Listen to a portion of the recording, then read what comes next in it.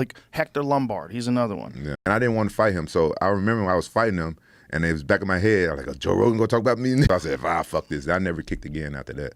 That's funny. Yeah. That's I kick in practice. When I spar, stuff like that, I love Muay Thai. I started taking Muay Thai right after that fight with Sakuraba.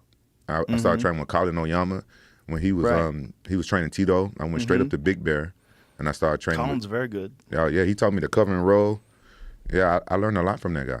Yeah, he's very good. Yeah, he's trained a lot of MMA fighters. Yeah, it's interesting when you see those guys that were around in the early days that are still around now. Yeah, and how many different iterations of MMA they've seen. Like the game has changed so much.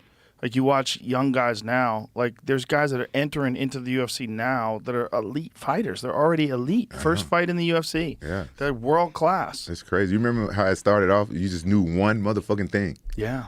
Yep. Wrestling or kickboxing or jiu-jitsu. Yeah. Yeah. One of those things you were good at, and everything else you were just hoping to get to whatever the fuck it was that you do. Yeah, and it was crazy when like people like Parisian came around with judo. Like, what the fuck? This motherfucker doing judo? Carl was throwing people through the air. Carl was like one of the best judo guys to ever compete in MMA. He was fucking good, man. Yeah. He was good. Yeah, yeah. And I had to train judo one time.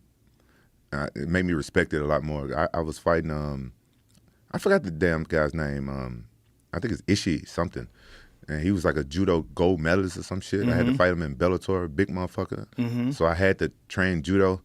I trained it for like a week. I gave up. Said, "Fuck this, man. My wrestling gonna take care of this shit." Well, those guys are judo guys are so strong because they're throwing bodies around all the time. There's always like hoisting bodies through the air and throwing them around. I rolled with Carl once. He was like the hardest guy ever. Like his body was like he didn't look impressive, but he was crazy strong, like a chimpanzee. Like just throws you around.